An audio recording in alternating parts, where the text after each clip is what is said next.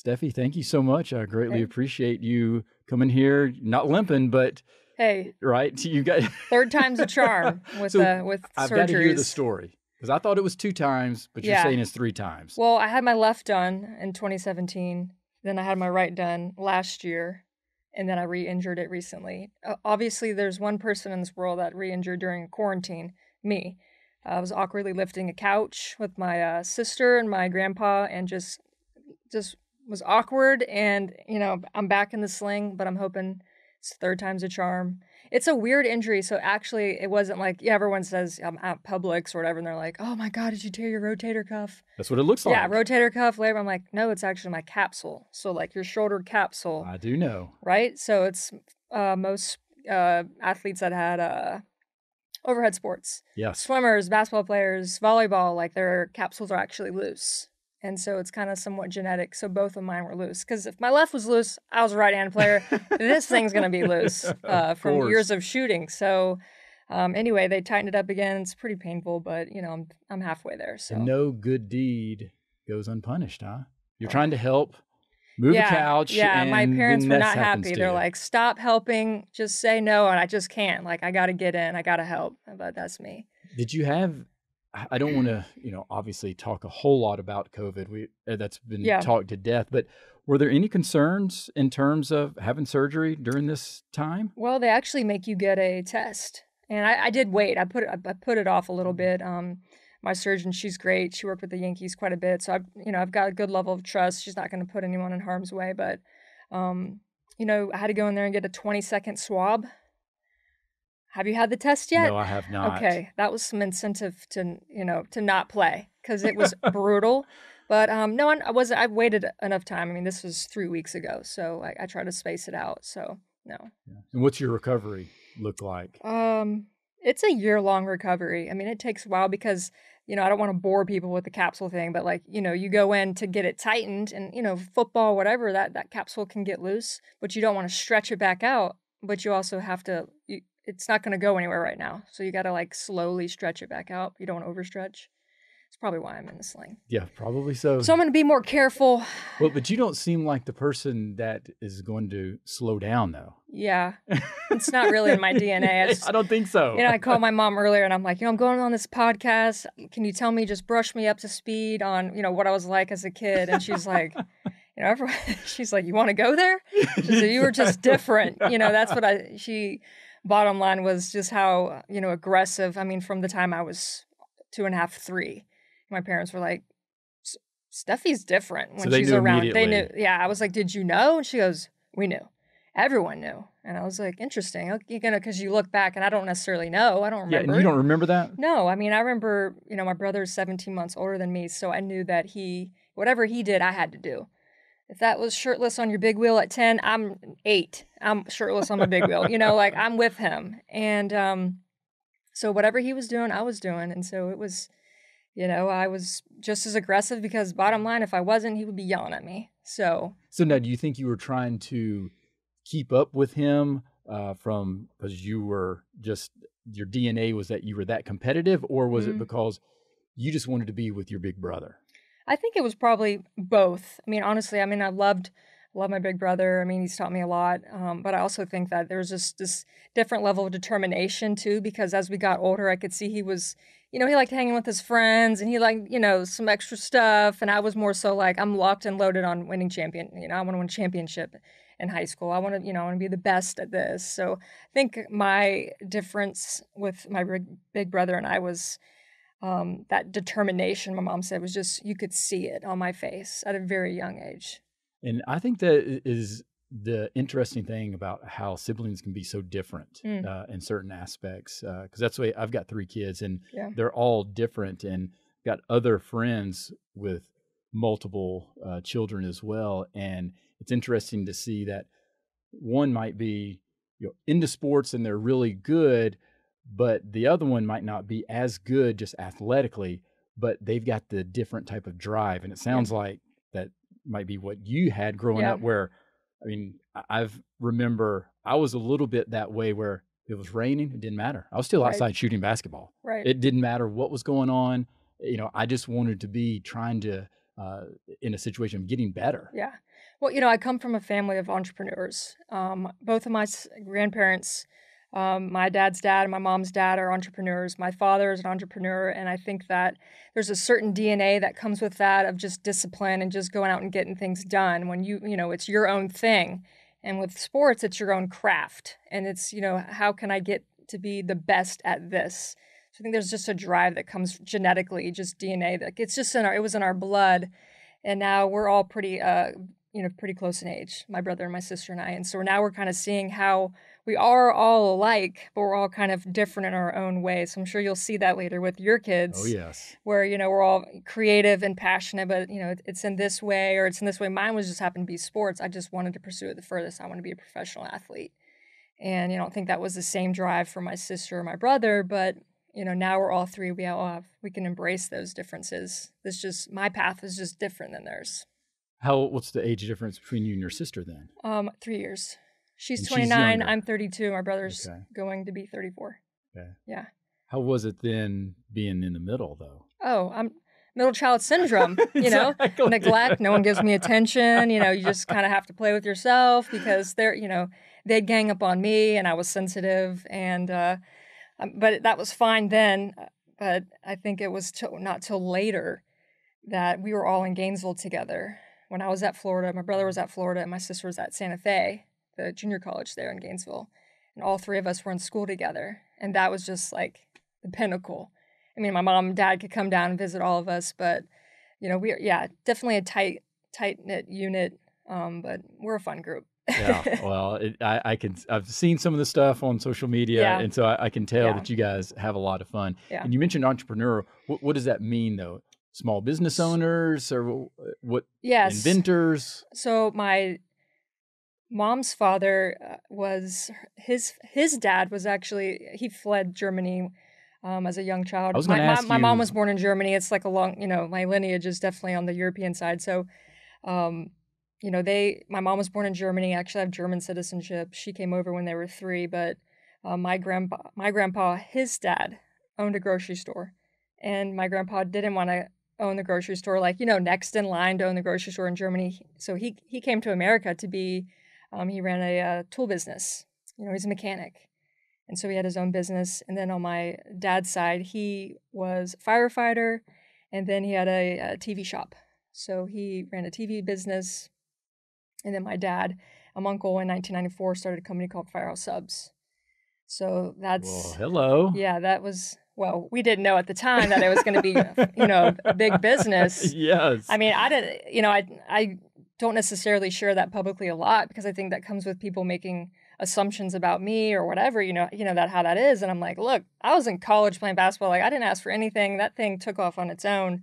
I have my own plans, to do things. I imagine you had your blinders on. Oh, yeah. I mean, I just, in some regards, it was nice because...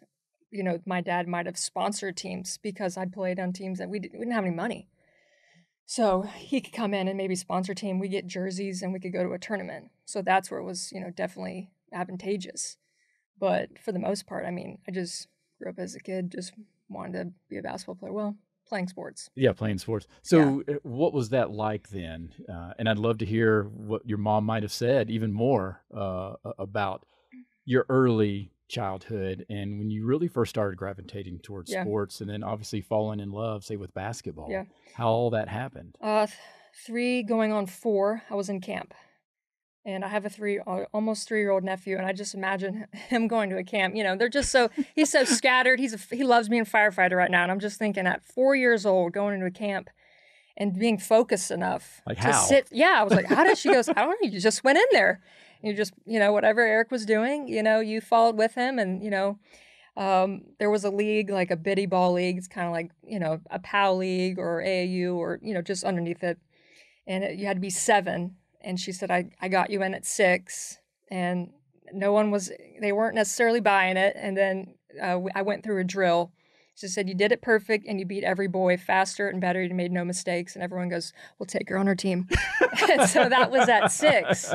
And she said, we started to think that maybe, you were onto something here. And so that's when kind of basketball started because that was my brother's sport. But I loved tennis. I was named after Steffi Graf. Wow. So I had an injury in middle school that hurt my right wrist. And if I didn't get injured, I all my life, I probably think I would have been a professional tennis player. And that's not to say I was that great, but, you know, I was. That would have been your focus. That would have probably been your my drive. focus. Yeah. I mean, I was probably 9 when I started playing tennis, and I was doing the tours, ATP tours and all that stuff. So, you know, and I played golf too. So I had a lot of interest as a kid, a lot of different sports, loved playing all of them. I felt they all were beneficial, you know. Yeah. So how, especially, you know, the landscape today is we see specialization. Oh, yeah. Don't even get me started on that. Well, I'm going to get you started. Yeah. Because I'm a firm believer you play them all. Yeah. Get exposed to them all because you can pick up on so many different things off of each sport. So from your perspective then, how beneficial was that to helping you become a college basketball player? Well, I think the biggest thing for me is that, you know, for starters is my parents didn't make me play any sport. You know, it was whatever I wanted to do, they let me. And secondly, I always felt like they translated over. So when I was playing basketball, you know, and I was training for tennis, I was doing so much footwork that helped me with basketball. And when I was playing golf, mentally, if anyone has played golf, golf is the most difficult sport to play and not lose your you-know-what. Agreed. Without throwing your club. We've all done it. But, you know, those all carried over. And I think that what gets lost with the specialization with kids in sports today is that you want them to be so great, so young, but they miss out on what the other benefits are of other sports because they carry over. They do. They carry over. And I noticed just a huge difference coming from golf to going to basketball practice. I'm like, it's a ball and a hoop.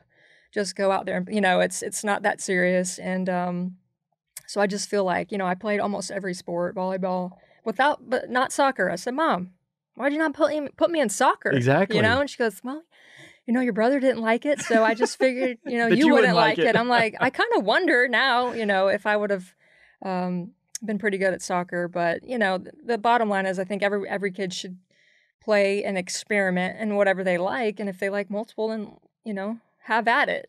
But it's just, it's a different world now. It is. It really is, because obviously there's so much focus, again, on the specialization because they think the specialization is going to lead to a scholarship. Right.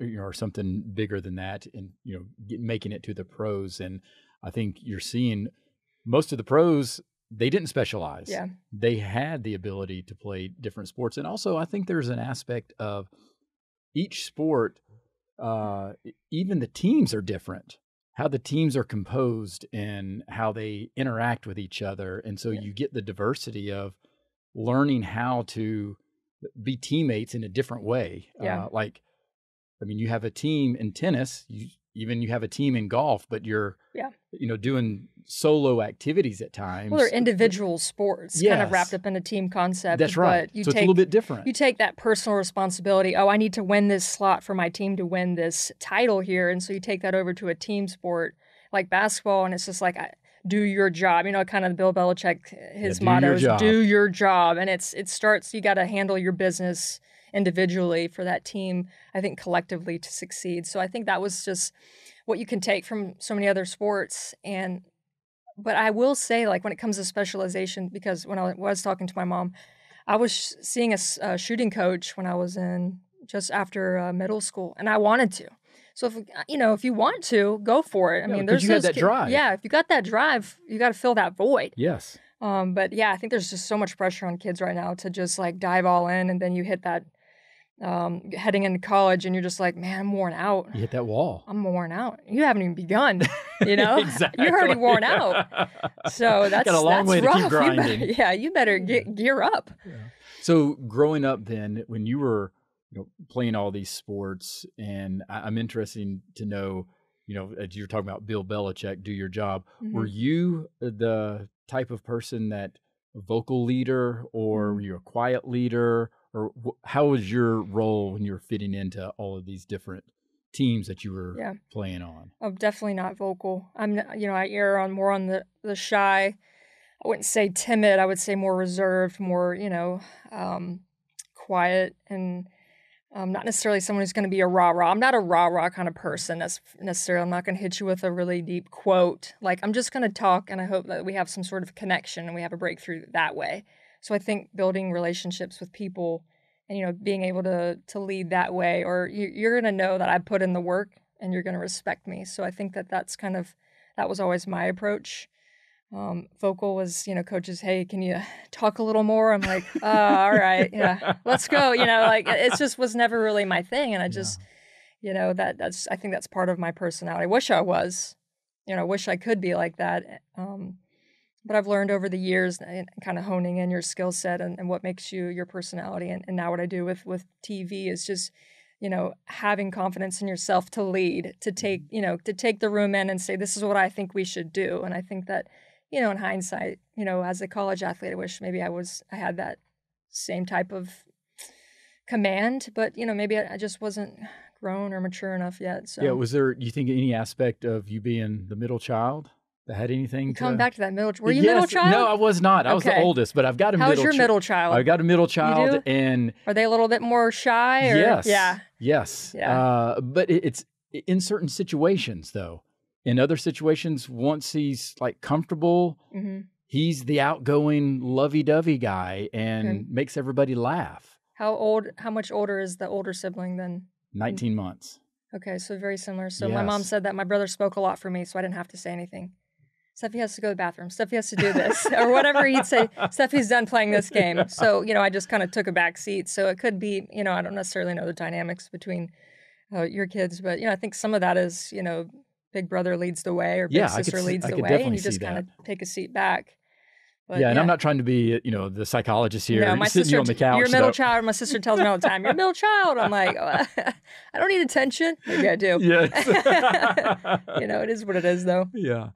How was that transition then, though, for you to actually, you're on TV and now you've got to be, you know, that vocal person. Yeah. You can't be timid. And especially sometimes you got to share some opinions that might not, you know, be well received necessarily. So was that a tough transition for you? You know, Rich, I think my sports broadcasting background is just really interesting. There's not very many people, I feel like, that have my story. I mean, I played at 3 different schools in 4 years, got denied entry into broadcasting school at UF, did not think I'd remotely be in TV. My first job was with ESPN. And I'm working with Kevin Cork, Harvard grad, longtime ESPNer. Now he works for Fox News. And I'm looking at the red light and he's like, that means go. I'm like, oh, you know, I had no idea. And so what camera do I look at? That was at like, you know, I was 24 and, you know, I just had no idea. It's probably taken me until I turned 30, 31, because I was just so young getting into the business that I probably took it too serious. And then it was like I didn't have fun. And then, but you want coaches to respect you. And so I think you have to get to the point where you're like, this is my opinion. I stand on this ground. And it took me probably 6 years of being in the business to where I felt comfortable. And when you sit down with a bunch of people, there's this, you know, and you're a young female and it's an all, you know, the dynamics of the group. And maybe it's a bunch of guys and they're going to tell you everything that the show is going to be. And you kind of like, okay. And then it hits you, kind of hit me at like 30, 31, 32 now. And I'm like, I need to insert myself more here. This is what I think we should do. And I think that that's when I started to feel really comfortable with what I do. Is, first of all, you got to believe what you say, mean what you say, which I do. I just didn't necessarily have the same command that I think that I have developed. And I understand the business a little bit more. It took me some time. It's a complicated business. It's not, it's not, you know, easy to navigate by yourself. I never had a mentor. So I've been kind of blindly going through everything. So I feel like now we've got so many opportunities for younger people that, you know, always, if someone comes up to me, I'm like, hey, just text me, email me, whatever. I'll shoot it to you straight. I wish someone would have shot it to me straight. That's what I feel like I can do. Yeah. So you know, you can focus on, I mean, you can give back. And I'm not saying I'm great, but I'm like, let me help you so you don't do the errors that I did. Well, that's what I keep telling my kids and other people too, is that, you know, when I share information, especially as I'm, you know, leading a sales team, and even when I was a coach, I'm sharing this information not from a position of authority that I'm talking down to you. I'm just sharing it because I've lived life longer than you. Yeah. I've experienced more things. That's it. I'm telling you not to touch the hot stove because I know what happens. Right. And that's I think where same with me. I wish I would have actually been able to seek out mentors and been intentional about that in my younger days, and I didn't do that. Just because as you're young, you think you can conquer the world, and that's a good trait to have at times, right? But there's also an aspect of you don't have to try to reinvent the wheel either, and you can make things a little bit easier for you at times. Now, I do want to walk back then. So going through that journey, what you talked about. Yeah. Okay. So, because it is interesting. Yeah. Because you could have given up on multiple stops in this journey, just even from Florida Gulf Coast, then to Santa Fe Community College, then to Florida. So I want to hear the whole recruiting process for you. I mean, you were a stellar athlete, obviously, in basketball, well recognized, but the recruiting side of things, how was that for you, and how you ended up at Florida Gulf Coast initially? I was pretty highly recognized, I guess you could say, coming out of high school. I mean, it was Miss Florida basketball, and I didn't have a lot of huge Power 5 school offers. I mean, my dream was Florida. My dad loved Florida, and I was like, man, but they just never came to the table. Had a lot of Ivy League schools. I mean, some smaller mid majors. So I kind of wondered, where I was going to land. And, I'm like poster child for like what not to do in college. Okay. Like, first of all, what do you mean? First of all, 3 schools, 4 years. Don't do that. Secondly, took 1 visit, take 5. I took 1 visit. And I don't regret anything with FGCU, but, I only took 1, and you get 5 for a reason. So, I think I was just kind of overwhelmed, and, I'm not necessarily someone who, the coach is calling, and at that point it was like they'd leave answering voicemails on my parents' machine. I was like, hey, Steffi, this is such and such coach. And I think I just wanted to go into my senior year and just like know where I wanted to go. Didn't want to have to just focus on anything. I just wanted to go and play. And, I think a lot of athletes went through that too. And now it's probably even, with the amount of like social media and text, it's probably magnified. So I'm kind of glad I'm out of it. But took 1 visit down to FGCU. They were transitioning last year in D2 to go to Division I. Palm trees. I mean, it's beautiful. I don't know if you've ever been down to that campus, but yes. Beautiful. It is beautiful. You see that and you're like, where do I sign? So I signed there. Had a hell of a run. Had lost 1 game, lost a national championship game, only lost 1 time. Our team was fantastic. In fact, I think half our team is now coaching or are head coaches. So we had a pretty stellar team. Carl Smesco, I learned a lot there. It's just, I didn't necessarily like being that far away from my family. I mean, the first thing we did when we talked about this on this podcast is my family. Yes. I'm very close with my very family. Close. They couldn't come to as many games. So then I was like, all right, I gotta roll out. People down there were not happy.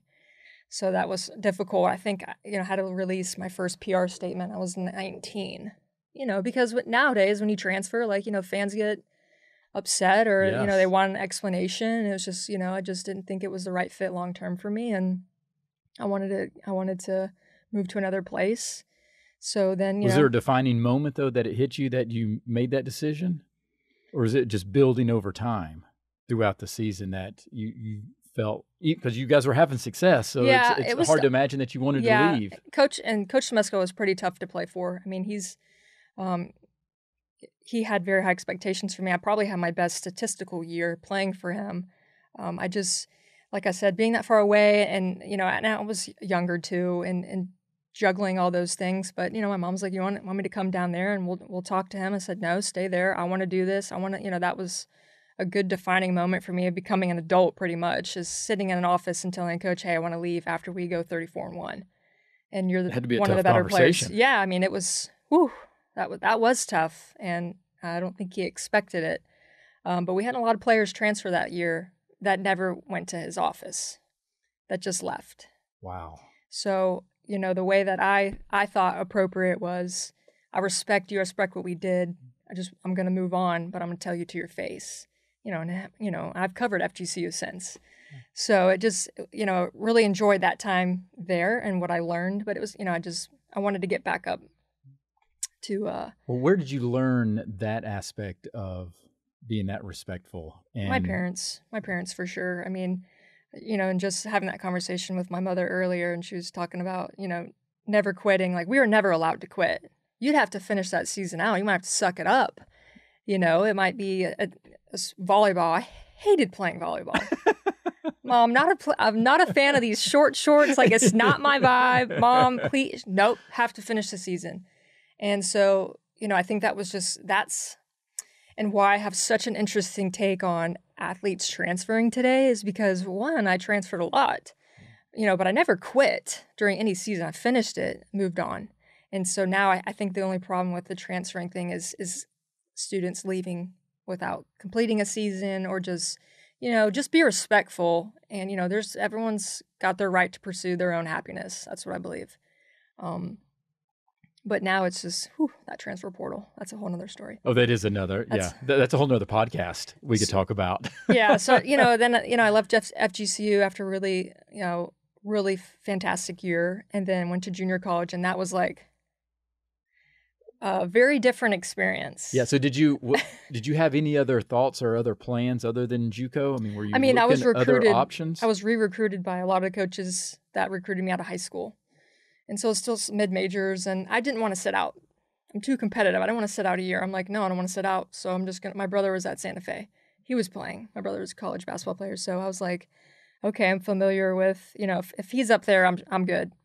Yes, so, big brother. Yeah. Wherever he goes. No visit. Hey, no visit, sign me up, So I ended up at Santa Fe, and it's just such a different experience because, when you're in junior college, it's not a bunch of media around, I had really interesting teammates from all different kinds of backgrounds. I mean, I'm sure you're a little bit familiar with junior college, right? Oh, yes. And I recruited there quite a bit. I almost took a job at junior college in Oklahoma. Yeah, I saw that. I was like, hey, junior college love.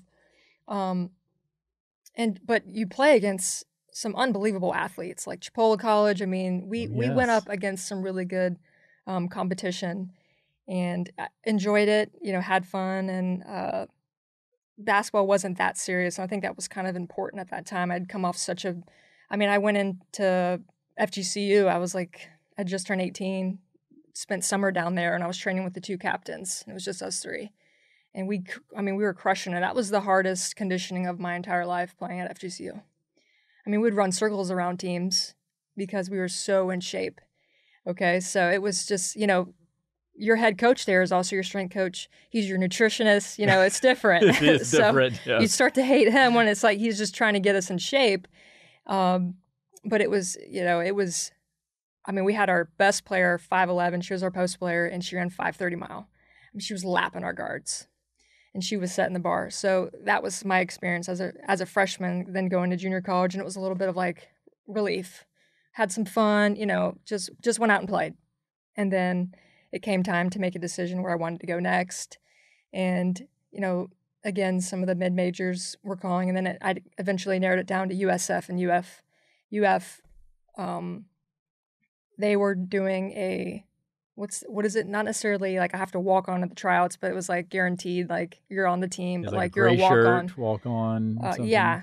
Basically, I would be a walk-on at Florida, and USF offered me a preferred walk-on. That's what I was. Preferred walk-on. Yes, that's right. Versus a full scholarship at USF for Coach Fernandez down there. And my mom was like, take the scholarship. My dad goes, go to Florida. I had some academic scholarships, and I was, I really wanted to pay my way through college. I didn't want to put any burden on them. And I said, I think I'm going to walk on at Florida, because I have to tell you now, Rich, I would go to the games when I was at Santa Fe, and I'd sit in the O-Dome, and I'm like, I can do this.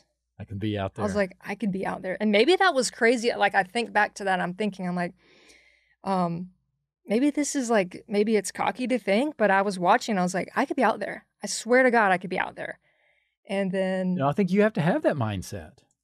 Yeah, I think you can think it, but applying it is... Oh, it is different. Yes. So you have to be able to transfer that. I eventually, I walked on at Florida, and I remember the first few weeks, nobody there was not many conversations geared my way as playing or I remember the first day of practice, my coach did not call my name out. You're reading down the list of where players should go. My name wasn't called. And I thought, some people could take that and think, she didn't call my name. I made a terrible, and I'm like, okay. Not like Michael Jordan in his documentary when he goes, and for that, Exactly. Not like that, but it for was the rest of my life. Right. It was just like, okay, let me make sure you say my name this next time. And, a week later that you want to go in there and talk about player meetings and what the expectations are. And they said, hey, 8 to 10 minutes off the bench. If you can come in, hit some shots, just give us some energy. And I'm like, okay, heard that. And then that wasn't good enough? No, I was like, no, I'm going to, I knew in my head that I would start and I knew that I would play. I think that's just a self-belief, I guess, that I could do it. And that never wavered. And I just kind of stuck with it. And so then our first game, my junior year at UF, was against FGCU. At FGCU. And boy, they sold that place out. They knew I was coming back. Yes. Steffi's coming back. And, and I remember that team and they're like, man, FGCU is not that good. I'm like, y'all, they're good. Do not play. Like, they're in the tournament every year now. And the way their style of play is very difficult to defend. And we lost to them on the road. I didn't start that game, but I started every game after until I graduated. And that was an interesting experience going back. Had to be. They stormed the court. I mean, it was kind of like full circle, but I thought, let's just... It's amazing how life meanders like that and comes back to that. Yeah. Right? Yeah. And, how does that game get scheduled? What are the odds that it's like, UF scheduled that game probably not even thinking anything about FGCU. Course not. Let alone that they were going to lose, let alone that was my first team. Exactly. And some of my teammates were on it. And, I think I even fouled out of that game. I don't know what I was doing. I never foul out, but that was such an interesting experience. But, my journey has been, like I said, Rich, my journey was, I'm bouncing around. And so you make that decision to walk on at Florida. Mm-hmm. And I just want to, so if you're sitting in the stand saying, I can be on that court. So was that really what almost made the decision for you, was that challenge where you knew you had South Florida and the scholarship, but were you wanting more of a challenge and that's why you picked Florida? Or was it because my dad wants me to go to Florida and I've always wanted to play at Florida? I think it was more so the dream of wanting to be a Gator. I mean, I grew up in an area where, I'm from Jacksonville, Florida. So we're a lot of Seminoles, Gators. And it was all, my family was always in orange and blue. And, went to school with, or went in the area around Tim Tebow and Nick Calathis. And, they were all at Florida. And so I just felt like, let me follow my dreams here. Listening to your dad talk. Yes, your dad's exactly. speech. That's right. Follow your dreams here, and that landed me in Gainesville, Florida, and that's how the story goes.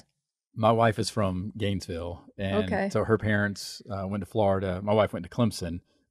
Traitor. Yes, I know, but she wanted to get out of Gainesville. Yeah, I don't. She just wanted to do something different. But I've been to many games in the O-Dome, so I know what it's like there, and especially as we talked about earlier, from my coaching background, and I didn't have the same type of great experience from a walk-on perspective. Yeah. But my time at Clemson, that was a humbling experience. Yeah. But I could understand what you might have been feeling sitting in the stands, because even as a guy, it's always been hard for me when I got out of coaching.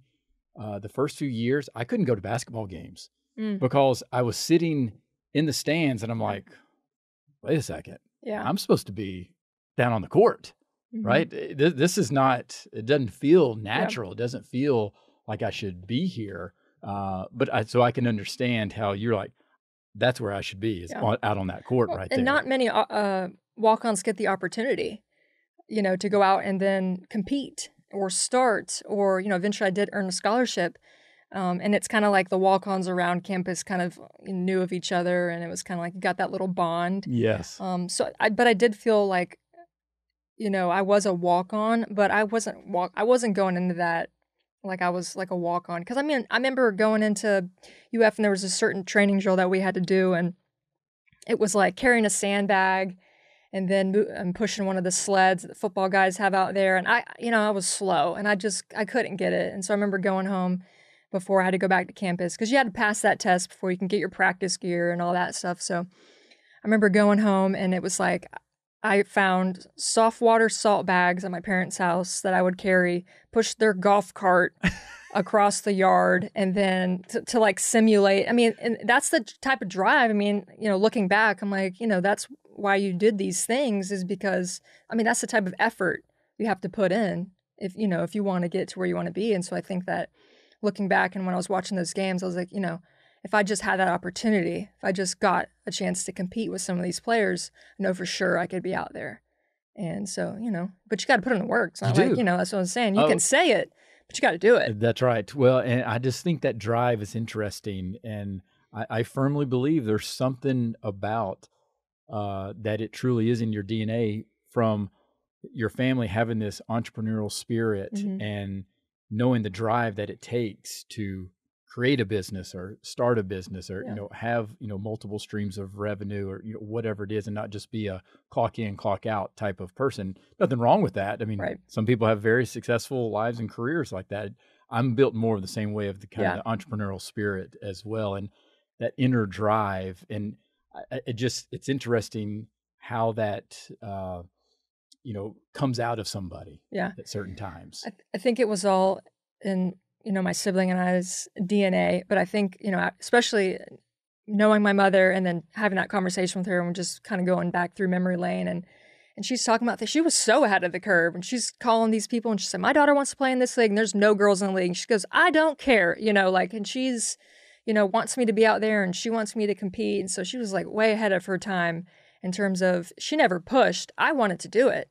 But, you have to have someone also that's in your corner. She was just hoping to help support and create some pathways for you. She was like, we all had that drive, but it was a way to help navigate and kind of steer us in the right direction. So definitely shout out to Mom for that. Because after talking to her, I'm like, wow, you really said those things? Like in middle school, I had to transfer schools and maybe there wasn't going to be a team. And she's like, well, there needs to be a team. I'm like, Mom, you said that? She goes, oh, yeah. She said, you guys need to get scholarships. And so it was just kind of funny that, I never felt pressure from them, but definitely felt their support, which I think is huge. How influential has your mom been in your life?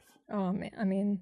Mom is the backbone of our family and, she's a lot to aspire to be and very strong and just very selfless. And I think that's something that, as I see my sister now, she has 2 kids, and I'd love to have kids myself one day.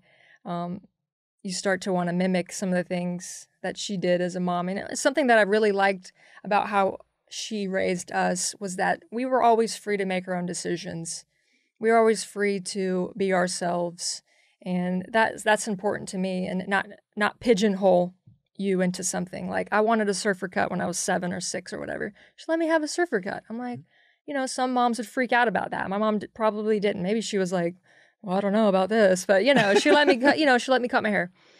And so I think that that's important now with the industry I'm in, because being yourself and being authentic is very important, and feeling okay in your own skin and being comfortable is also just as important. I think that going back to like how my mom raised my brother and my sister and I is just, she let us be us. And even if she maybe didn't, if it was something my sister wanted to do and she didn't like it, that's my sister's decision and that would be that. And so I think that's very important now. And just believing who you are, being authentic, being true to yourself. And so that's kind of how I would want to raise my kids, how I see my sister raise her kids. So I think it's kind of like, a legacy thing where you see what she did and what she was able to do, and that's, both my parents. But my dad was off working his what off, and but so is parenting, man. I'm getting a clear shot watching my sister with her 2 kids. I'm like, I don't know how you do it. And he's almost 3 and a 6-month-old, Oh, that's and a tough time. yeah, I'll go over there, Remember those relief. I'm like, days. tap out. So, and you're in the nice position now, though. Just yeah. Auntie comes in, Yeah. is the fun-loving person, then you can leave. Yeah, me and the 3-year-old, we scrap a little bit. Oh, He's you like do? he's like my son, but also like my little brother. So, I give him a little nudge every now and then. But You're just toughing him up a little bit. yeah, her newest one, her name's Fiona. She's a girl. She's 6 months. She reminds me a lot of me. She's, because he'll push her down and, she's got to get back up. And it's probably like your middle child. That's right. Watch out. Watch out for middle children. So, yeah, my mom has meant a lot to me. Yeah. And how has your perspective, just I guess in life, changed when you watched your mom go through her medical battles and being in ICU for such a long time and not knowing, and now, she's back healthy. Yeah.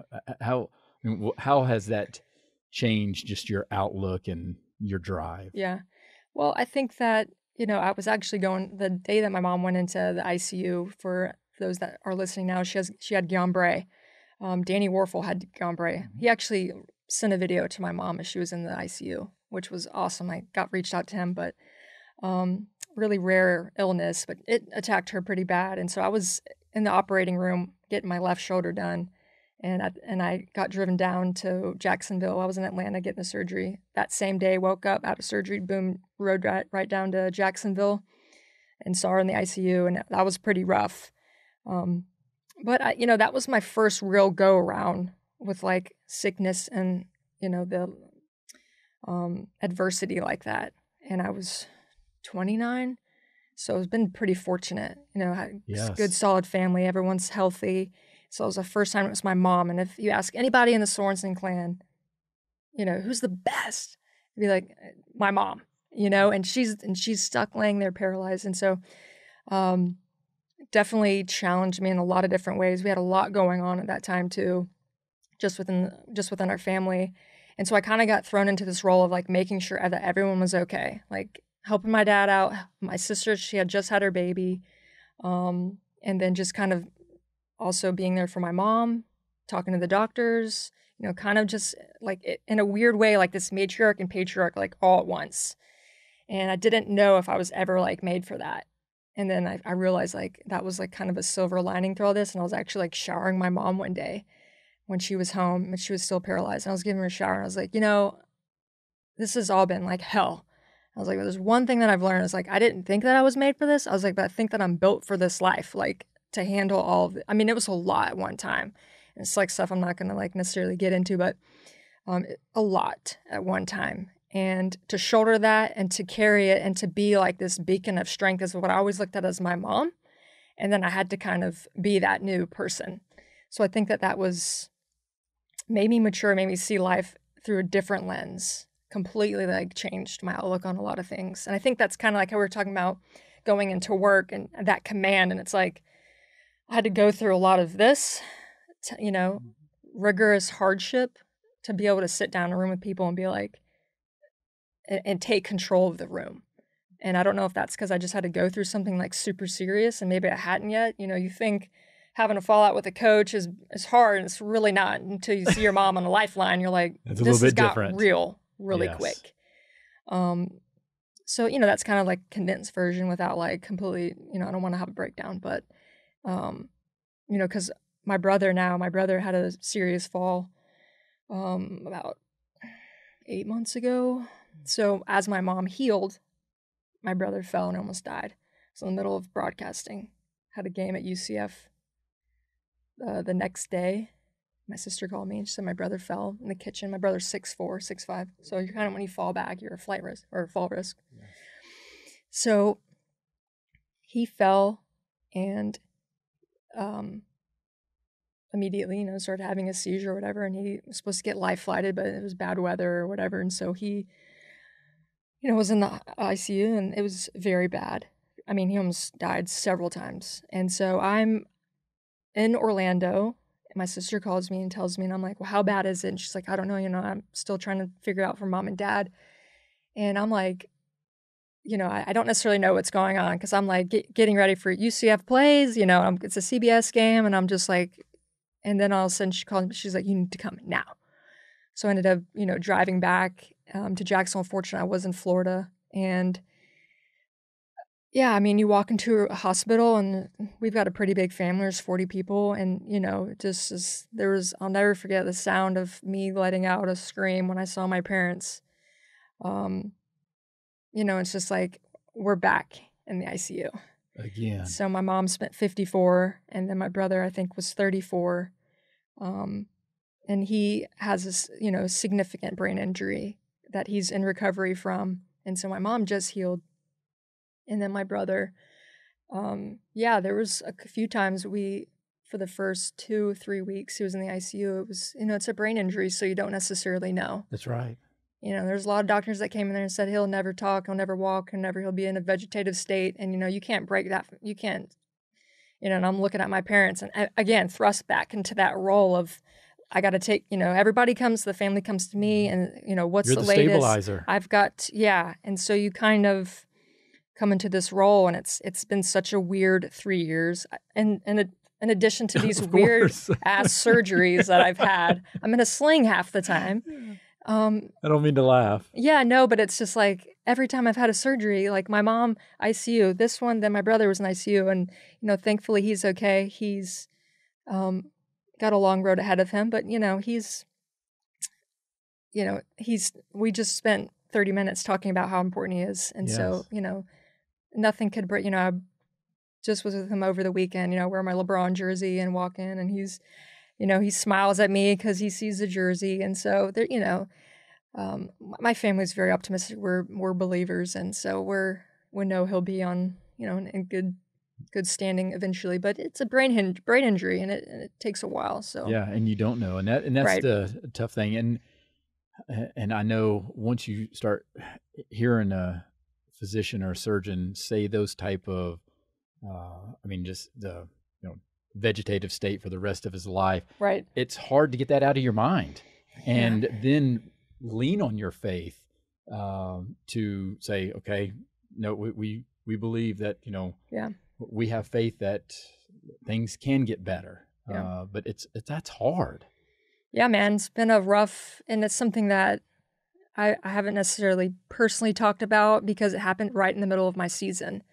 That was smack dab in the middle of conference play. Fortunately, ESPN was really gracious with me. It gave me a week, and then CBS was also, I called that game. I went back to Orlando, called the game, came back right after he got out of surgery. I don't know how the hell I called that game. I think in a way I knew he would want me to do it.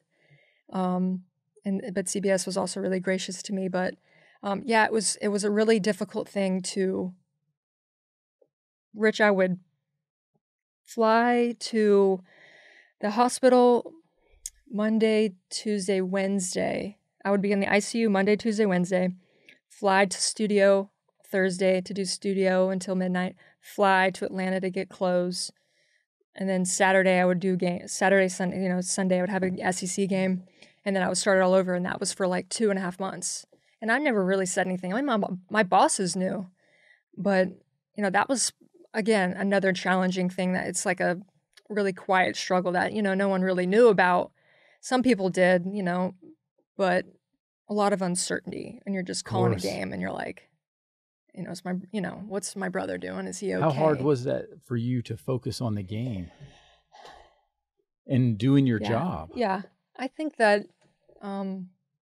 it comes back to that tunnel vision. Mm-hmm. And it doesn't take away from the fact that I knew what was going on with my brother.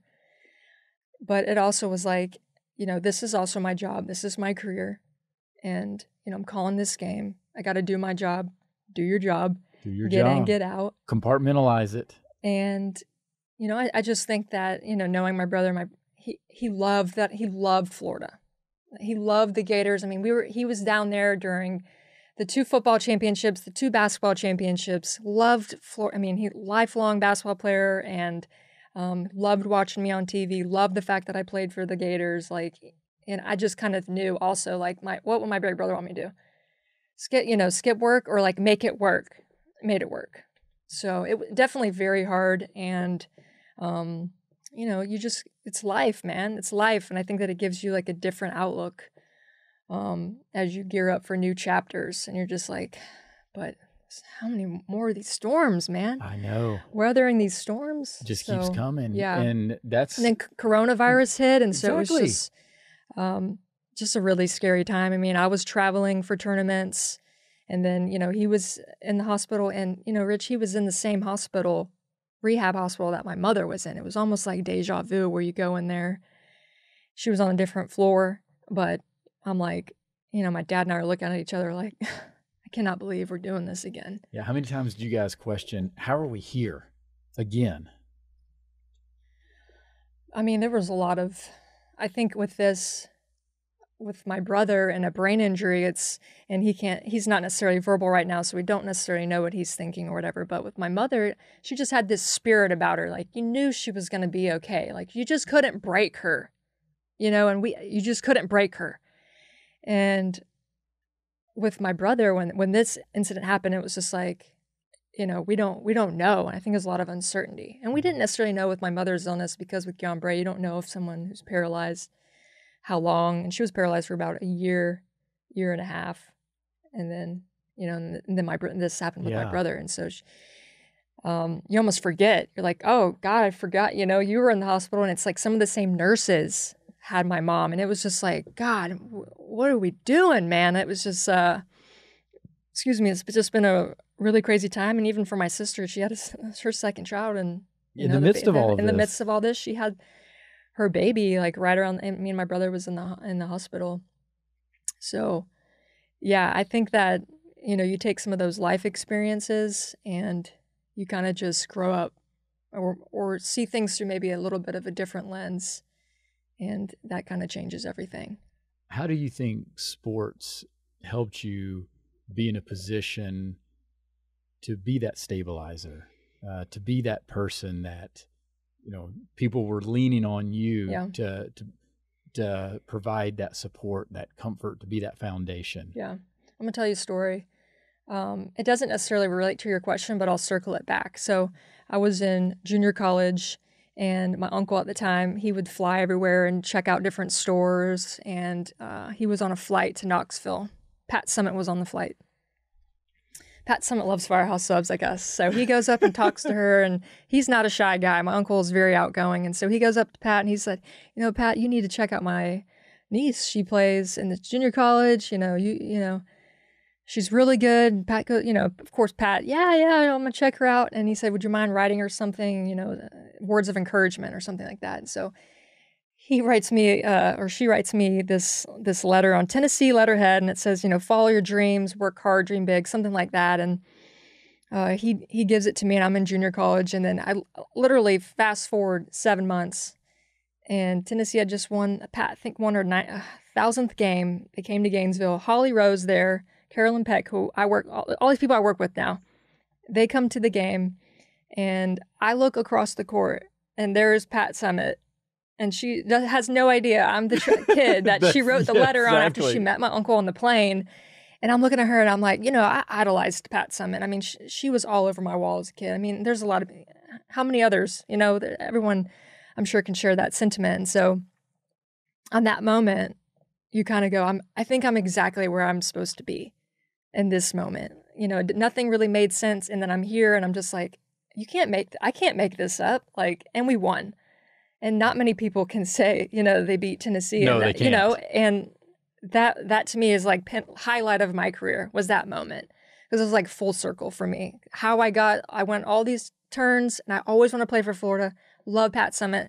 Here she comes, and you beat her. And yeah, and I had a part in that. And so I realized in that, like, this is where I'm supposed to be. And so fast forward to kind of what you're talking about with sports, and then how do I think that helped me? It's like you kind of are in this moment. It prepares you to deal with difficulties, adversity, like any kind of problems. Like you become the leader of a team, the face of an organization, or you need to be able to, and I think this is kind of why I got into sports broadcasting, is be able to articulate on behalf of something. And so when all this medical stuff happened with my family, like, we had been so fortunate, and it was just like, I felt like I got thrown into the middle of it, but it was like, I was like weirdly prepared somehow. I'm not going to say like it's been easy. It's not been easy at all, But I think that everyone has kind of like looked to me to be the strength at a lot of times when everybody felt helpless. I believe, I'm very hopeful, I'm optimistic. I feel like, and it's kind of like watching that game, like when I was and I'm like, I'm going to be out there. And it's just kind of like you envision it and you don't stop believing. And I guess that can sound corny, but it's not. It's not if you believe it. No, I don't think it is either. You know, and here we are, and, you know, my family's going through another very difficult time with my brother. And, you know, my mom just healed, you know, and she's still healing.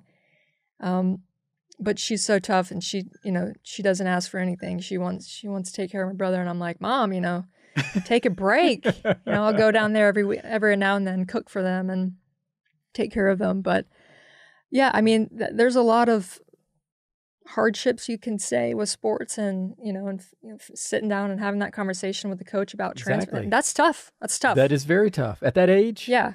Yes. And it kind of just, it's little moments of that, and just tough times, or, you know, difficult decisions you have to make, or just getting up at 5 a.m. to run and you hate it. And it just kind of gives you this layer of toughness. And I think that, you know, it's not always easy, but I think that I have the capacity to take on some things and, you know, take care of the family. Got to. Yes. When was it in broadcasting that you're doing your job and it hits you like, oh my goodness, I'm a sports broadcaster? or was there ever a moment like that? Are you still going through that? I think that a more recent moment for me was somebody really respected in the industry got into the business, Hall of Fame coach, and he reached out to me and he goes, nobody but will be honest with me. They all see me as a Hall of Fame coach. Watch what I'm doing. Do you think I suck or not? And I was like, okay. And so I would watch and I'm like, you talk too much, you know? And so I think that that's when I kind of was like, wow, he valued my opinion enough, so I must be doing something right. But also it's a business that there can be little feedback. You know, I listened to Kelsey Riggs on your show and she was talking about, she had a lot of feedback. I'm like, man, feedback can be very hard in this business. And you go from playing sports where it's constant feedback to a very competitive industry where there's very little feedback. Sometimes no feedback means you're doing great, which is weird because you're like, yes. Is there, you know, most businesses have reviews or awards, incentives. Yeah, yes, sure. At the end of the year, like, you need some pats on the back. Am I doing okay? Yeah, exactly. You know? Knock, knock. Hello. But I think you start to, you know, I've formed really good relationships with the people that I work with. And, you know, there's things that I know that I can work on. I mean, you can always... so how do you evaluate yourself then? Do you go back and watch? I used to. I still will certain interviews or how I delivered it. Now I think that and I think that I see the game through a very unique lens, in that some people come from a very high profile, and that's a lot of pressure, like somebody was a really star player, and they see the game from a different lens from their experience. Well, I played at Division II level, the junior college level, and then a Power 5. I was a walk-on, you know, like I have a lot of different lenses to kind of view the game. So I can understand the kid that doesn't play a lot, why she feels this way, and then kind of just view it a different way that I don't think a lot of people do. And so I think that kind of gives me my own little niche. You know, I was talking to Debbie Antonelli the other day, and she goes, I thought you played for Florida for 4 years. I'm like, Debbie, I went to 3 schools. She goes, Jesus. I'm like, yeah, I know. But, you know, you kind of, you see the game through a different lens. So I think now at this point in my career, I value how I view it. And it's just kind of like keeping yourself up to speed. I like going back and watching how I delivered. How did I ask this question? Or how could I ask something a little bit better? Because in the art of television, it is no longer, I shouldn't say it's no longer, sometimes it can be more about what will get the best reaction and the best answer, as opposed to what's the question I shouldn't say what I should ask, because sometimes you got to ask that question. Maria Taylor knows, but you know, yes. You ask the question, it's not going to be fun. But I think that now it's just kind of like understanding the art of television, because when you come in as a fresh person, you understand basketball, you played your whole life. It's like, but what sets you apart is like how you talk, how you deliver, you know, how is your on-air presence, yes. You know, all that stuff that you're not really thinking about probably in your 20s. And I was so young. I was thrown on TV at 24, 25. I know. I mean, just no idea. Right out there, like you said. No, there's the red light. No go. broadcasting background.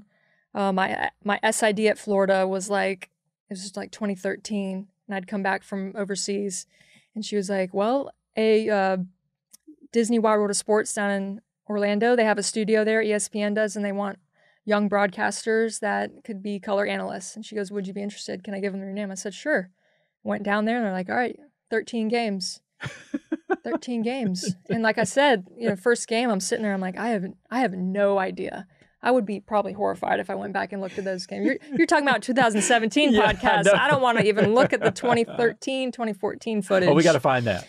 No, my dad probably has it somewhere, but it's just, long process. But understanding television now, we're kind of learning the art of directing and producing. I've become really close with a few producers and directors. Would love to have an interest there, getting more behind the scenes, producing, directing. I think that's what... I know I've been talking a lot, Rich. No, you haven't. That's that entrepreneurial, that creating things. Creative type, Yes, I could see that. My father and me. That as a sideline reporter, you're kind of the ears and the eyes and ears of what, your fellow broadcasters can't necessarily see or hear. But I noticed that I started to learn and understand, directing and like the shots. And, I'd become really good friends with Brad Wilson, who's a director for ESPN. He's fantastic. And I would be like, "Hey, let's get this shot. Let's get," we worked so well together, and it makes for better television. And I think that's one thing I didn't know. And then until you're like in that spot and you start to learn and you get with a good team. Well, and I think the aspect of, even if it's just in a short period of time, how can you tell the story the best? And the storytelling aspect is important. Even if it's only, that you've got 30 seconds to go over this highlight. Yeah. But you want to do it in a way that tells the story that you think would be the most impactful. Yeah. And that's part of that whole creative side. And, you're saying, I want that shot. Right. Well, there's a lot of moments too in basketball games that, I can tell a difference from, especially last year, because I was doing some sideline, and I'm kind of like a hybrid sideline analyst, reporter, whatever, and then I'll be in the studio or I'm calling games as an analyst.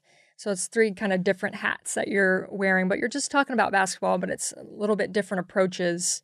But when you're sideline and you can kind of see different things, you can help tell a story. Hey, I'm hearing, Carolyn Peck talk about this. I can see this over here. Let's get this shot. And so I think that comes back to like playing, and it's like setting screens.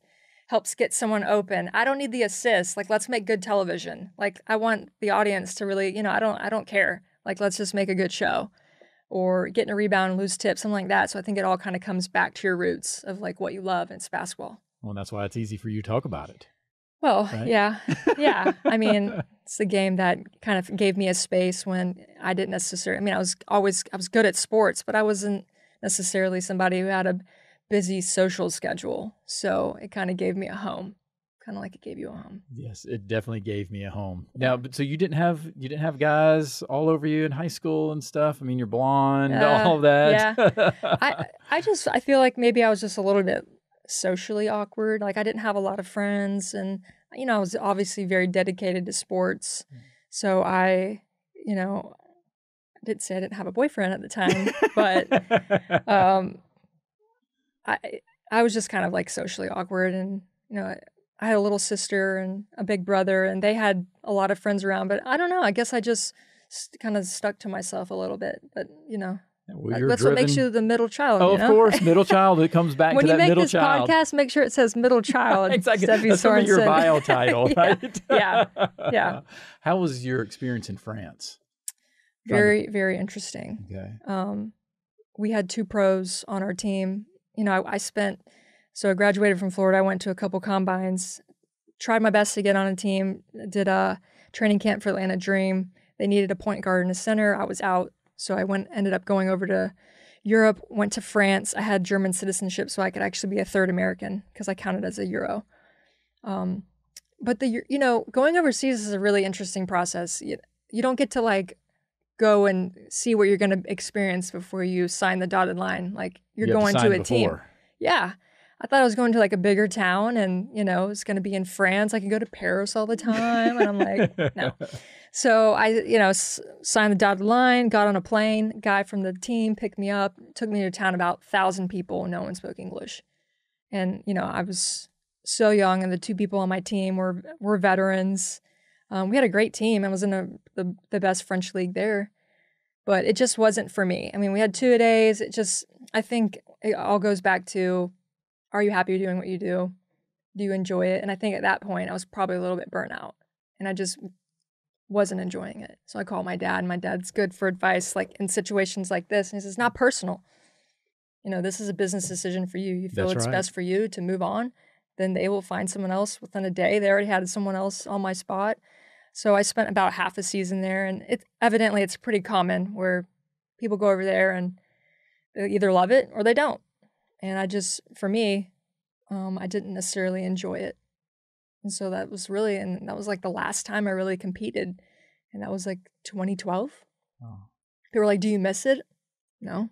You don't? No. Some moments when I'm calling games and like the crowd and I love that. Like I loved that. It's the that big energy, moment, right? The big moment, give me the ball, let me make the shot. I missed that. And it's like that competitive feeling, kind of like you clapping your hands. Exactly. That moment. Just that one, I got to get that perfect, you know? Right? So it's some of those things that really get your juices going. But no, I mean, life happens for a reason, and then you're kind of in a new spot. I like where I'm at. Love sports, have many interests outside of sports. Like what? Well, coming from a family of entrepreneurs, my dad being in the food business, my sister married a chef, and we're opening a restaurant. I went in as investor with them, and we're opening a restaurant.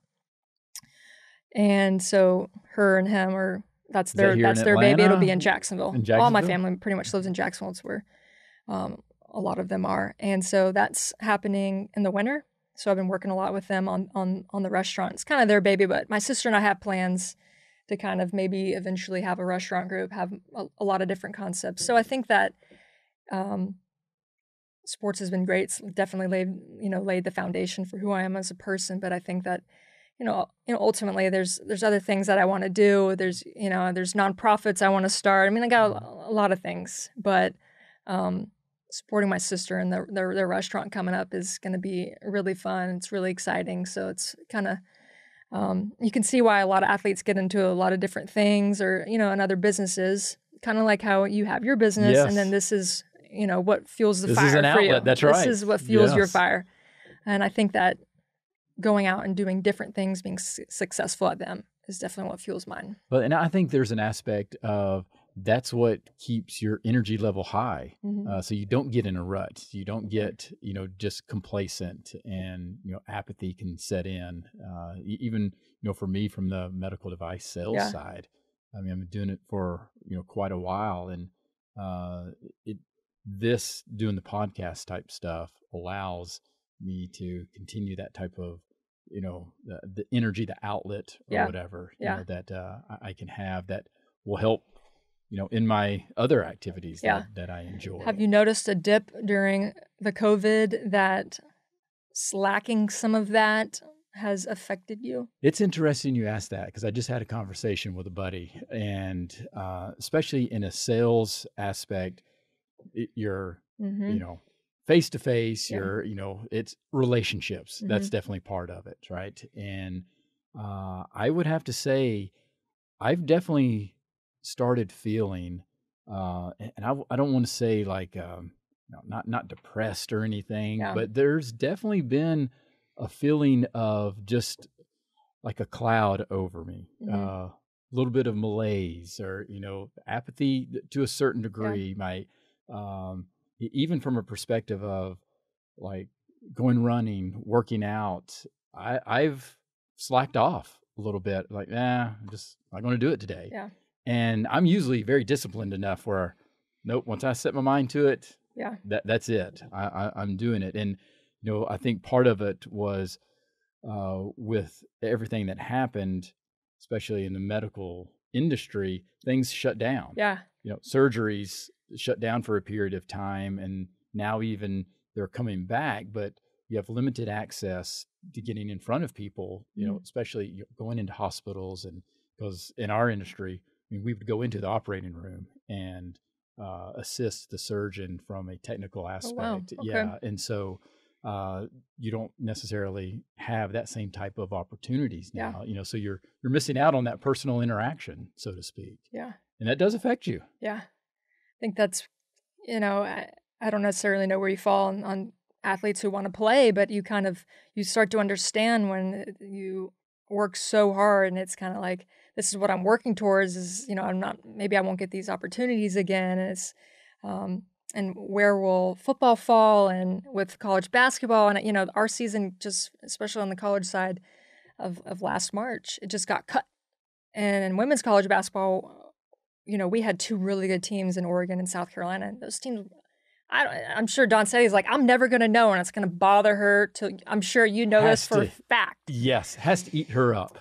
And that was one of the best teams I've seen since I've been working in broadcasting, and we'll never know. I know. And so, well, when you and I met, it was at the SEC tournament in Greenville, and they were dominating. And then after that weekend, that's when everything shut down, and that was the talk within South Carolina, the whole state. Oh yeah. That just can't, what a disappointing situation that happened for South Carolina, because this could have been one of the all-timers. Oh yeah. From that perspective. That was such a weird month too, because I'd seen you at the SEC tournament. Was going through a lot with my family, wasn't, And you've got this guy harassing you. No, it's not even that. It was just like, you didn't know what was going to happen. I heard rumblings about the coronavirus, and I actually was, because of that time I took off for my brother, after the SEC tournament, I had 3 conference tournaments to cover in 6 days. And so I had already mapped all my travel out. And so I did 1 conference tournament game, and then I was supposed to get on a plane to New York City. And that was right as the men's SEC tournament was taking place. And they canceled that morning. So I'm in line to get on the flight, and I was like, I'm not getting on. I didn't get on the flight. You didn't. And then all of them got canceled. Glad I didn't get stuck in New York City. Of course. But it was just such a weird thing. And I know everybody that works in this landscape is a little uncertain, because we all want to be safe. We all want to protect everybody. There's just so many things, so many ways sports affects us, touches us, and the athletes we interact with.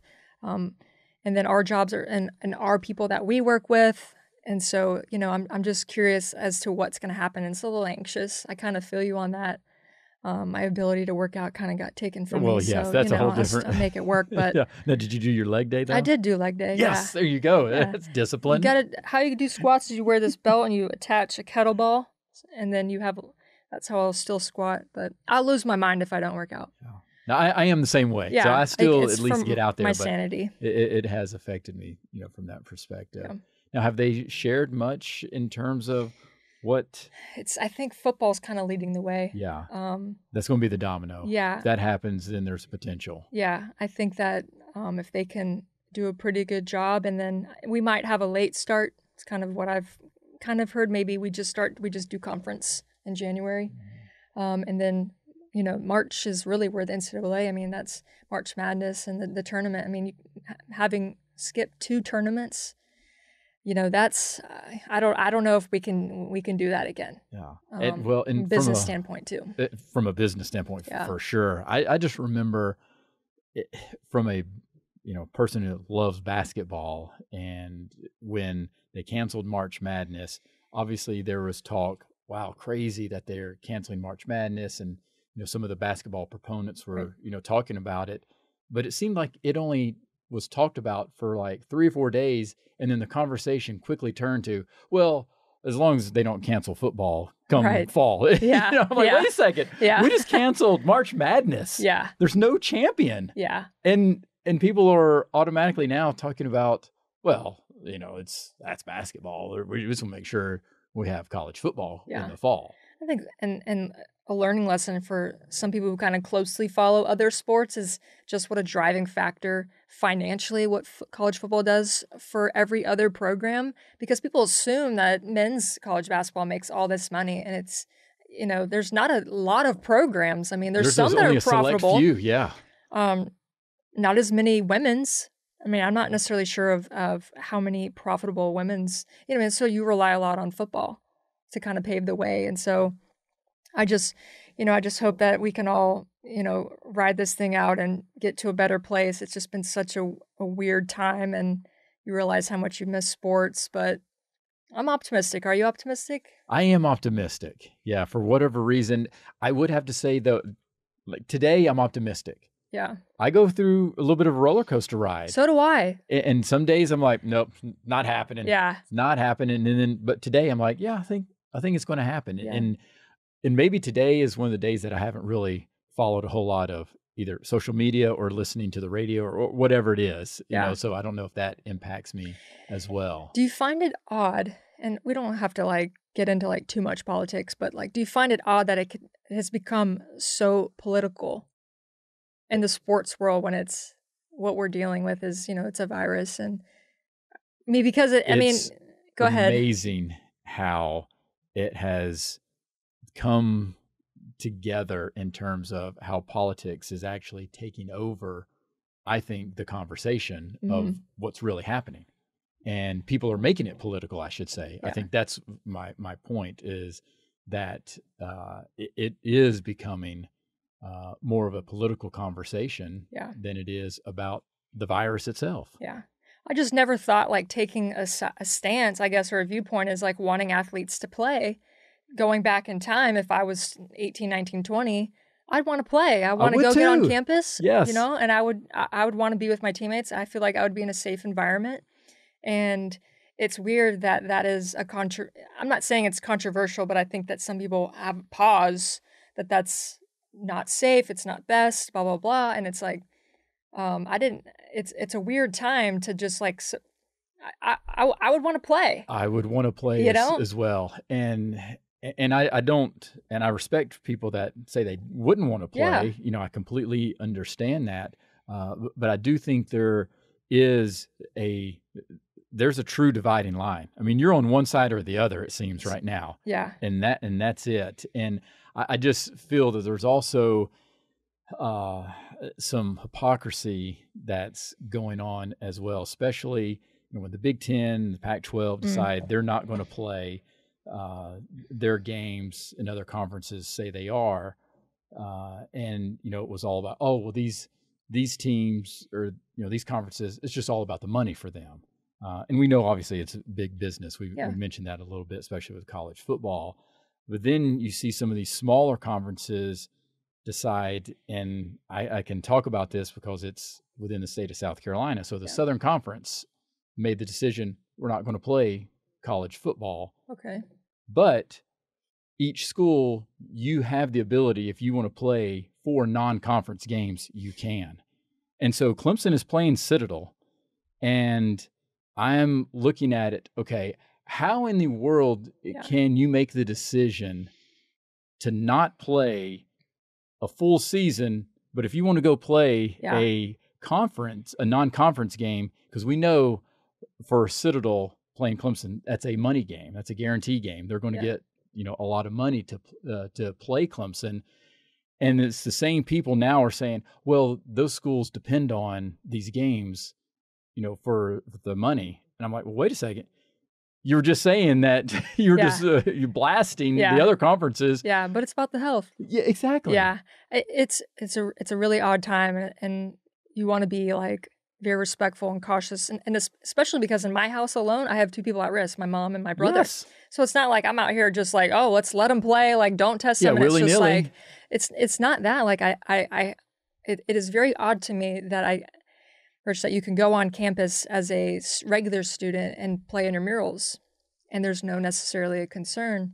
But for playing college athletics, we're in this huge war over it. And I think that everybody wants the same thing, but I don't know. It's just been, I just kind of try to stay out of it a little bit.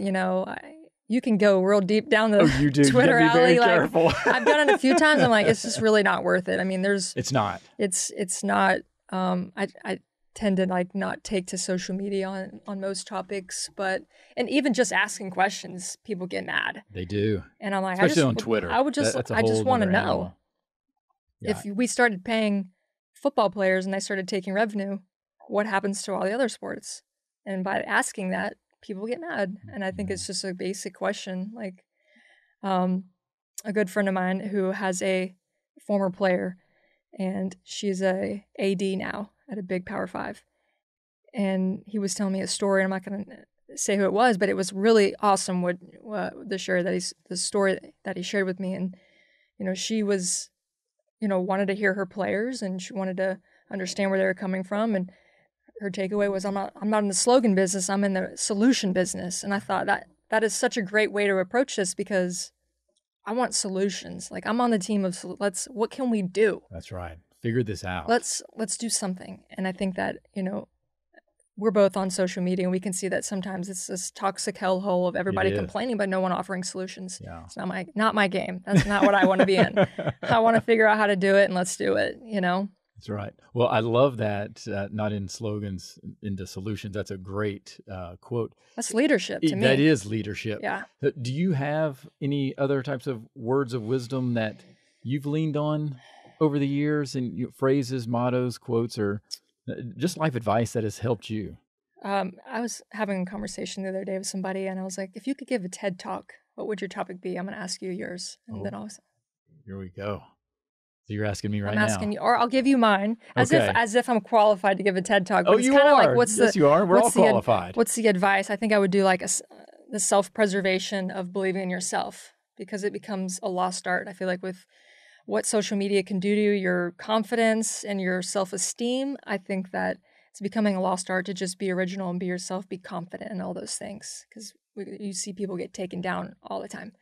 And so I think that would be just believing in yourself. I don't have a quote per se, but that's kind of been the story of my life, because I've been counted out a lot of different times, and the only thing that I bet on was myself, and that's all you can sometimes. That's right. Well, because that's something that you can control. I'm a big believer in control the inputs. Okay. And that is definitely, something is that your TED Talk? Control your inputs? Okay. I'll tune in. Control 15 the inputs, minutes. yes. Okay. I like it. So before I give my topic then on my TED Talk, you talk about that believing in yourself. So has there also been a part of what motivates you is people doubting you? Yeah. Or people that believe in you and you want to prove them right, or prove I've always wanted to prove people wrong. Yeah. I think that my coach at Florida wanted to challenge me my senior year, because she kind of pointed out to me, you've bounced around and you've proven a lot of people wrong, but can you prove them right? And it was kind of like a dose of truth serum where you kind of are like, I'm like, you're right. And so I think it's been a lot of like proving people wrong. I get into broadcasting. I didn't get into broadcasting school. Laura Rutledge did. Laura Rutledge is hosting NFL Live. Like, she's fantastic. I didn't get some of those reps. Mine came on air. But at the same time, I wouldn't necessarily change it. But I'm getting off topic, but yeah. No, that's absolutely, yeah. So I figured that would be the case, that it was proving people wrong. Yeah. I'm built the same way, because I had heard the same things growing up as well, that no, you can't do that. And, and so I was like, all right, well, that's going to motivate me. I think the hard part is to do it when people think you can do it, and rising up and delivering. That's when you become, I feel like when you become pretty elite. That's why, some of the stars, when we expect you to do this, Trevor Lawrence, when we expect you to do this, and he goes out there and he does his thing. That's a whole nother level. That's when you're getting into an elite category. I'm not in that category. Yeah, I'm not either. You're on your way, though. That's right. One day. You're on your way. Who did you look up to from a playing perspective? Who did you want to emulate? A little bit of Sue Bird, a little Diane Taurasi, Cheryl Swoops. It's a weird combo. Yes, it is. Love Cheryl Swoops. Sue Bird, I wore 10 in high school because my coach said, hey, Sue Bird, she's pretty good. I didn't necessarily know at the time. And then Diane Taurasi growing up. I mean, UConn, Tennessee, those teams were so much fun to watch. So I would say that swag that Taurasi plays with, and then, Sue was such a great passer. And then Cheryl Swoops was a great scorer. So I think, growing up, it wasn't even limited to just women. It was kind of like, I love Dennis Rodman. One of my jerseys at home, his ability to rebound. I mean, I loved rebounding. Oh, you did? Yeah. I loved rebounding. I remember when I got to France, my coach was like, why do you rebound?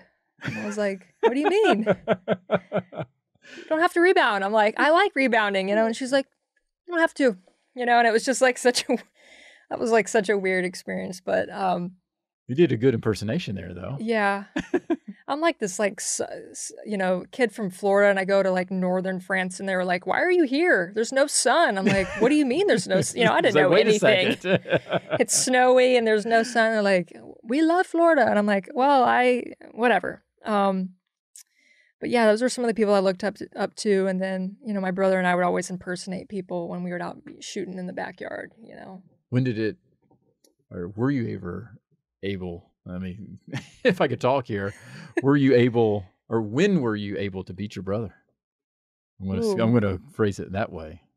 So he kept getting taller and taller, and I kind of was a late bloomer. I actually grew in college. I was kind of like 5'7", 5'8" going into college. Ended up being like 5'10", 5'10 and a half. There was times like I would go toe to toe with him, but at 6'4", 190, like, I think I could beat him from outside and get a little bit quicker, and then he blocked my shot. But him and I were so competitive. I mean, video games, we'd be on the same team, and I remember he was the tallest, I was the quickest, and so he'd get the rebound, and I would run down the court. He'd do the football pass. I'd have to catch it and make the layup. If I didn't make that thing, he would be screaming at me. I would be crying my eyes out. Mom's like, bless your heart. I felt so bad. You'd be crying in the middle of the game, and it's because your brother. I'm like, God. But, he made me so tough. And so that was just so funny to remember back, like, because we didn't have girls' leagues. I had to play with everybody else. And it was like, make that layup. Have to. So the pressure. Yeah. Go through layup lines in college. I'm like, remember when it was... Oh, this is easy. Yeah. Right. You don't even know about my layups. That's right. All right, we're going to wrap up here. Okay. So I heard you mention wearing a LeBron jersey. Yeah. So where do you land GOAT-wise? MJ or LeBron? Or throw Kobe in there? Ooh. I heard Brooke Weisbrod talk about... Weisbrod, right? Mm-hmm. Weisbrod. Yeah. She said LeBron will have more rings than Michael. I think that's what I heard her say. I was like, that's an interesting take. I think Michael Jordan is the best, will always be the best. It's tough to think LeBron gets 6. That's tough in today's NBA landscape. After watching that documentary, I'm sure you watched it. I mean, I think everyone watched it that works in sports. It's never been more clear why he's the best, just the way that he approached everything, the games, like his mentality, what made him so different. So I think, Kobe's in that conversation. I would go probably Michael, LeBron at the end of his career, Kobe, but Michael Jordan. I mean, come on. I don't think it's a debate. I don't either. Hey, you brought it up though. I did, but I don't think... Are you LeBron? I'm MJ all the way. You're MJ? Okay. Oh, yeah, MJ all the way. I don't even think it's even close. I think MJ is the most transcendent player we've ever seen.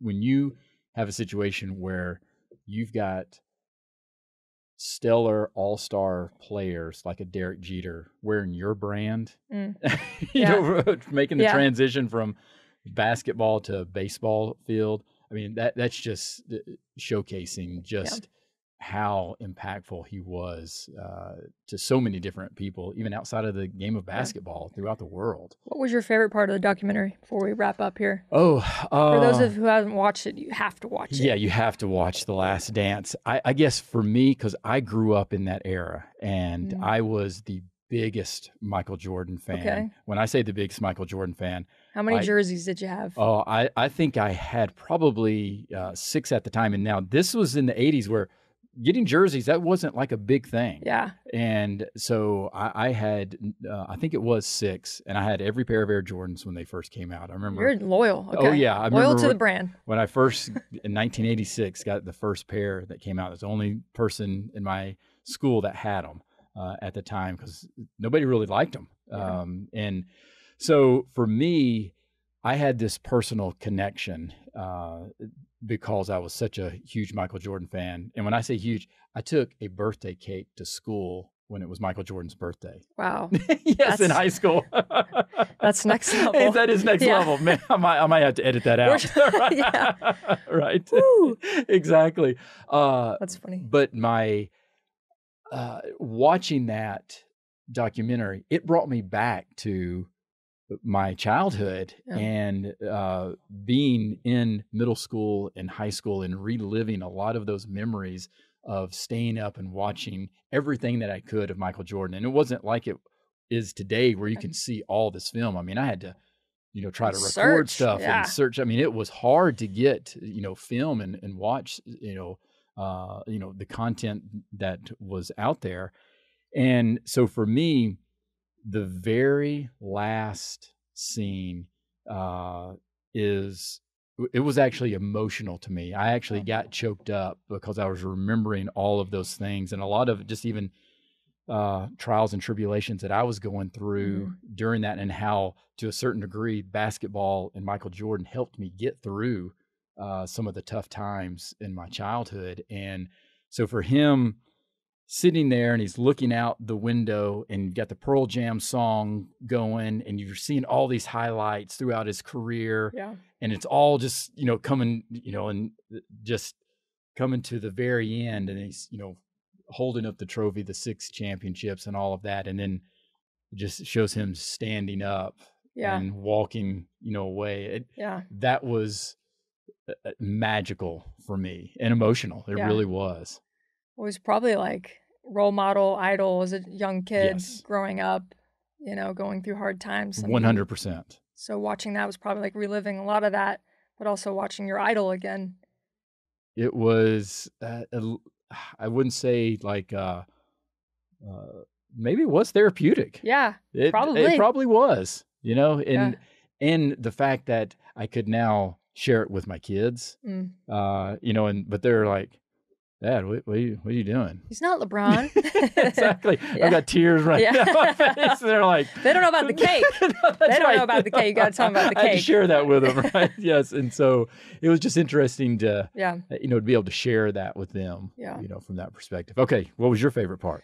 I thought learning how the behind the scenes of what made Phil Jackson such a good coach, letting Dennis Rodman go off and do his, I don't know what he did, but whatever he needed to do, knowing he would come back for, I think it was a game 7, or, they kind of jam-packed, some of those parts with him. But what a fantastic coach, dialing everyone in, but also letting Michael Jordan, do his thing. And it just kind of goes to show, like, how much coaching matters, and especially at that level of managing all those different personalities and, like, watching them cohesively work to win championships. I thought that was...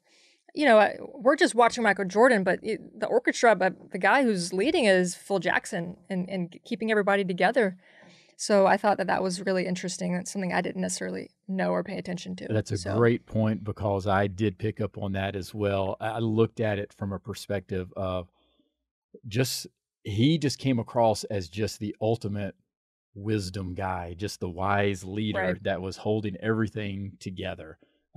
And as much as everybody, especially me at that time as well, is like, what are they doing getting, breaking up this team? This is absolutely ridiculous. Yeah. But it almost seemed he knew that this was the right time, that the team should go in its own separate ways. And as much as I would have loved to see the Bulls continue, I think it probably was the time to move on and start a new chapter. And I think he saw that and knew that. I think that's why my takeaway was kind of looking at coaches now, because coaches now are kind of coaching 12 to 13 different unique brands. Everybody has their own unique brand. And back then it was kind of like, MJ had his huge company, Nike, and then Jordan, and then, Scotty, and, and then even Dennis Rodman and Steve Kerr. I mean, they were just kind of like players. Like now it's just like everybody is a brand, especially in the NBA. Like everybody with social media, everyone has their voice and platform, and it's like coaches, that's a tough job. We're seeing good coaches now getting, fired, and then Ty Lue will come in and coach. Maybe it's just like, next up, all right, give it a go again, That's right. It's always, oh yeah, the problem is the coach. Right. Well, I don't know. It's just a different landscape. It's a different way. landscape now. So I think you kind of had appreciation for Phil Jackson, for what he did. But, agreed, 100%. Yeah. And so that reminded me then of the wisdom of Phil Jackson. Going back to your question, what was my TED Talk? Yes. The value of mentors. Ooh. Yeah. That's a good one. Be intentional about seeking out mentors. Okay. It's very important. I'm going to follow up. I think you should have someone on. That's right. Steffi, thank you so much. Thanks for having me, This has Rich. been an honor. Appreciate it. Thank you. Thank you for listening to Rich Take on Sports. Please subscribe to our YouTube channel and follow us on Twitter, Facebook, and Instagram.